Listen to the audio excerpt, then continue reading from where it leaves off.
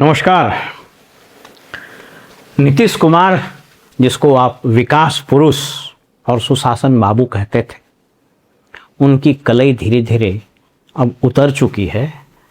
सारा चेहरा जो मेकअप के पीछे ढका हुआ था, वह बदनुमा, विभत्स और डरावना चेहरा धीरे धीरे समाज के सामने आ रहा है। क्राइम, करप्शन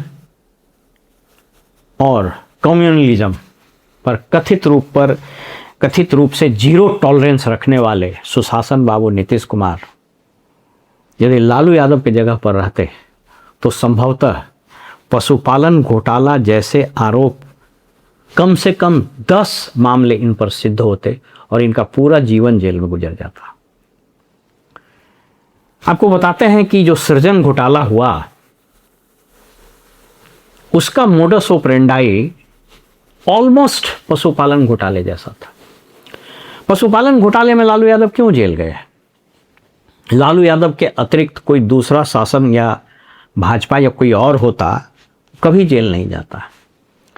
पशुपालन घोटाला का मोडस ऑपरेंडाई यह था कि विभाग से आवंटन जाता था, अलॉटमेंट, उस वक्त डिजिटल माध्यम था नहीं, इंटरनेट था नहीं, सब चीज़ फिजिकल होता। उस अलॉटमेंट के शब्दावली और फिगर्स में हेर फेर करके जिले का कलेक्टर कुछ मामलों में और कुछ मामलों में कलेक्टर को पता नहीं रहता था, लेकिन ट्रेजरी ऑफिसर और उस जिले का पशुपालन का अधिकारी वो मिलकर ज़्यादा निकासी कर लेता था। फर्ज कीजिए कि 5 लाख का आवंटन था तो एक शून्य बैठा दिया, 50 लाख निकल गया। ये बीमारी धीरे धीरे झारखंड और उस वक्त के साउथ बिहार के इलाकों में ज़्यादा फैला। इसलिए फैला कि एक तो उधर राशि थोड़ी ज़्यादा जाती थी और पटना से दूर था, तो इसलिए पकड़ाने का चांस कम था। उसके बाद अमित खरे डीसी थे चाईबासा में। उनके समय चाईबासा ट्रेजरी में ये संदेह हुआ कि साहब ये एबनॉर्मल विड्रॉल हो रहा है, इतना ज़्यादा पैसा पशुपालन को कैसे मिल सकता है। तो आरंभिक जांच हुई तो मालूम हुआ कि साहब आवंटन से ज़्यादा पैसा लोग निकाल रहा है। उसके बाद विजिलेंस की जांच हुई, बाद में सीबीआई का जांच हुआ, बाद में हाई कोर्ट मॉनिटर्ड सीबीआई की जांच हुई और लालू यादव को अन्य आरोप के अतिरिक्त सिर्फ इसलिए सजा हुई कि वे उस राज्य के मुख्यमंत्री थे और उससे ज़्यादा वो वित्त मंत्री थे। तो वित्त मंत्री होने के नाते वे ट्रेजरी से अवैध निकासी को रोक नहीं पाए, इसलिए आईपीसी की धारा 120B, जिसको क्रिमिनल कॉन्स्पिरेसी बोलते हैं, जो अभी बीएनएसएस की धारा 61(2) में परिवर्तित हो गई है, ये मेरे पास बीएनएस है, इसके तहत उनको सजा हुई। चलिए ठीक है, थोड़ी देर के लिए मान लेते हैं कि साहब वो मुख्यमंत्री थे या फिर वित्त मंत्री थे और ट्रेजरी से अवैध और एक्सेस विड्रॉल के लिए उन्होंने अनुश्रवण नहीं किया, उनका क्रिमिनल नेग्लिजेंस है, उनका क्रिमिनल कॉन्स्पिरेसी भी है, 120B वही कहता है, तो उनको सजा हो गई। अब आइए, मैं सिर्फ 2 ही एग्जाम्पल दे रहा हूँ। पहला एग्जाम्पल दे रहा हूँ सृजन घोटाले का। सृजन घोटाला क्या था? एक महिला मनोरमा देवी, जिसके यहाँ नीतीश जी का जाना आना होता था, और कई एक उस इलाके के मंत्री, उस इलाके के सांसद उनके पास जाते रहे। वो महिला एक एनजीओ खोली सृजन नाम से और कथित रूप से महिलाओं के उत्थान के लिए वो काम करते थे। धीरे धीरे जिले के कलेक्टर्स, डीडीसीज, जिला परिषद का जो सीईओ होता है, या अन्य विभाग जैसे लैंड एक्विजिशन वगैरह, जिसमें बड़े राशि का भुगतान होता है, उससे मिलके उस चेक को सीधे वो डाइवर्ट करा लेती थी सृजन के नाम। उस वक्त केपी रमैया एक कलेक्टर था वहाँ। मेरा वो सारा रिपोर्ट मेरे पास है अभी, सृजन का वो रिपोर्ट जो एजी ने उस पर ऑडिट किया था। तो केपी रमैया ने फाइल पर दस्तखत करके और सृजन के बैंक खाते में सरकारी धनराशि को जमा करने का आदेश दिया फाइल पर। ये बाकायदा सीबीआई वगैरह की जांच में भी आया। उसके बाद मिली भगत हुई और ये पैसा उस बैंकों में जाने लगा। उसके बाद वो मनमाना ढंग से वो महिला खर्च करती थी, लोन देती थी, किसी को उपकृत करती थी और धमाल चौकड़ी होता था। अब फर्ज कीजिए कि पैसा वहाँ जमा है, तो मान लीजिए कि लैंड एक्विजिशन में 100 करोड़ जमा है और 5 करोड़ का पेमेंट का ज़रूरत हुआ, तो खबर हो जाता था कि आज हम बैंक में 5 करोड़ भेज रहे हैं मैडम, तो 5 करोड़ रुपया सृजन वाला मैनेज करके दे देता था, बैंक में भुगतान हो जाता, तो पता नहीं चलता था। ये सिलसिला बरसों तक चला और करीब करीब कहा जाता है कि लगभग 10,000 करोड़ रुपए, याद रखिए पशुपालन घोटाला मात्र 900-950 करोड़ का था, जबकि सृजन घोटाला लगभग 10,000 करोड़ का था, 10 टाइम्स।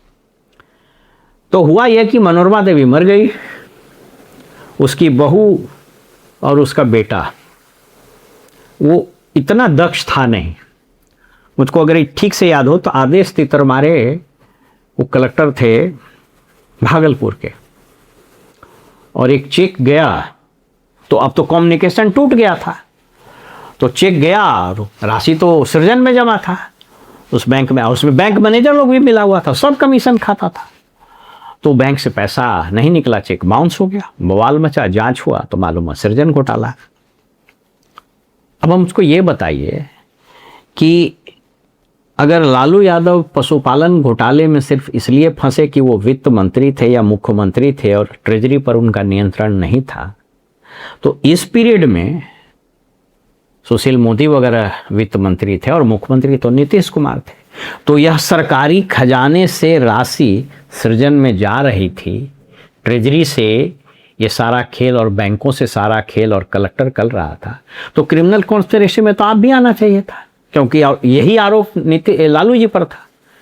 तो सृजन घोटाला में क्या हुआ, कुछ प्रोमोटेड आईएएस, कुछ स्टेट सर्विसेज के ऑफिसर डीडीसी फंस गए, उसमें किसी आईएएस ऑफिसर को कुछ नहीं हुआ, न केपी रमैया को हुआ और नहीं और बहुत सारे जो लोगों का नाम आया है उसमें, तो अभी मुख्यमंत्री के साथ एक बहुत दिन रहा अफसर यहाँ, उसका भी उसके नाम से भी है उस रिपोर्ट में कि उसने कितनी राशि सृजन को दी, तो जो सब लोगों को जेल होना चाहिए था, किसी को नहीं हुआ। नाजिर चला गया, एक आध वो स्टेट सर्विस का डिप्टी कलेक्टर चला गया और कुछ छोटे मोटे कल्याण पदाधिकारी वगैरह, वो सब कुछ तो मर गया, कुछ जिंदा है तो मुकदमा चल रहा है, कुछ नहीं हुआ। तो एक तो मैंने ये बताया नीतीश कुमार का, अगर जांच एजेंसियां ठीक उसी मोडस ऑपरेंडाई के आधार पर लालू यादव को जेल भेज दी पशुपालन में, तो उसी के आधार पर नीतीश कुमार क्यों नहीं जेल गए। अब आइए रिशु श्री पर। रिशु श्री आरंभिक जांच के हिसाब से 600 करोड़ का आदमी बन चुका था। मैंने न जाने कितना वीडियो बनाया है, आप कुछ नहीं, 2009-10 से 8-9 या 9-10 से वित्त विभाग के वेबसाइट पर बजट के आंकड़े उपलब्ध हैं। मुझे अगर ठीक से याद हो तो संभवतः 13-14 में पहली बार 1,16,000 करोड़ का बजट हो गया था, 13-14 में या 12-13 में, इसी समय हुआ था। मैं आपको दावे के साथ बताता हूं कि लगभग 50% पैसा बजट का लूट लिया जा रहा है वो उसी समय से। तो मान लीजिए कि 5-6 में कम था, जैसे 6 में 32,000 करोड़ के आसपास बजट था, तो मैं अगर 13-14 से ही पकड़ूं आज, तो लगभग 10 लाख करोड़ रुपया सिर्फ इस खजाने से ये चंद आईएएस अधिकारी, रिशु श्री जैसे ठेकेदार और उन विभागों के मंत्रियों ने लूटे हैं, और ये पैसा निश्चित रूप से मुख्यमंत्री के पास गया होगा। और अगर नहीं गया होगा, मान लीजिए थोड़ी देर के लिए, तो आप तो दोषी हो ही गए ना 120 बी के और अभी 61-2 के। क्यों? क्योंकि आपका नियंत्रण नहीं था। तो जैसे लालू यादव जेल गए पशुपालन में क्योंकि राज के खजाने का अनुश्रवण उन्होंने ठीक से नहीं किया, तो आप भी तो अनुश्रवण नहीं किए, तो आप क्यों नहीं जेल गए? अब आप सोच करके देखिए ये पूरा खेल। तो ही कहता है ना, तुलसीदास जी ने कहा, समरथ के नहीं दोष गोसाई। दोहा यदि मैंने ठीक से पढ़ा हो तो हमको बहुत ज़्यादा ज्ञान नहीं है। समरथ के नहीं दोष गोसाई। तो इनको सामर्थ्य ताकत मिलती कहाँ थी? तो इनको मिलती थी भारतीय जनता पार्टी और एनडीए के सहयोगियों ने। तो कहिए कुछ बीच में तो आरजेडी के साथ थे, तो बार बार वही धमकी दिला के वापस दिलाता था। क्यों ये बार बार पलटी मारे? जब भी ये जाते थे वहाँ तो इनको दिखाता था कि देखिए सृजन है, देखिए ये कांड। मेरी जानकारी के अनुसार अभी ये जो रिशु श्री का मामला उभरा, 2 IAS अधिकारी, छोटे अधिकारी को सस्पेंड किया गया, हालांकि अभी तक वो जेल नहीं गया। आनंद किशोर वगैरह का नाम आया, उस पर कुछ नहीं हुआ। संतोष मल के बारे में एक यूट्यूब चैनल पर दिखा रहा है कि कैसे वायरल हो रहा है कि ईडी चैट पकड़ा है, कुछ चैट में संतोष मल का नाम है। मैं इस राइडर के साथ, इस डिस्क्लेमर के साथ बता रहा हूँ, मेरे पास वो कागज़ नहीं, लेकिन अब तो ये चीज़ें चल रही हैं। तो एटलीस्ट इन लोगों को तो निलंबित हो जाना चाहिए था। अभी तक क्यों नहीं निलंबित हुआ? मुख्यमंत्री के साथ जो पहले साये की तरह घूम रहा था, वो उस पर कार्रवाई क्यों नहीं हुई? उस सब आदमी को तो जेल में रहना चाहिए था साहब अभी तक। इसीलिए मैं बार बार यही बोलता हूँ, USSR में, यूनाइटेड सोवियत सोशलिस्ट रिपब्लिक का जब प्रमुख स्टालिन था तो उसने एक सीक्रेट पुलिस बनाई थी, और उस सीक्रेट पुलिस का एक चीफ बनाया था लेवेंस्की बेरिया। वो लेवेंस्की बेरिया का कहता था कि you show me the man and I will show you the law. आप मुझे आदमी दिखाइए, उसे अफसर कानून बता देंगे। यहाँ लोग बोलते हैं ना नीतीश जी, कानून तो अपना रास्ता तय करेगा। अरे भैया, कानून तो रास्ता तय करेगा, लेकिन कोई तो होगा जो उसको रास्ता पर ले जाएगा।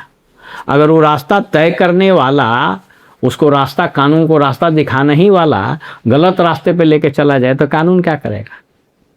तो यहाँ नीतीश जी ने विगत 15 साल में जो कुकर्म किए हैं, जो लूट मचाई है, इसलिए इनको यदि कोई सुशासन बाबू और क्राइम, करप्शन और कम्युनलिज्म 3 पर कभी समझौता नहीं करेंगे, न खाएंगे न खाने देंगे, इन चीज़ों को सुन करके वैसे ही लगता है कि जैसे कोई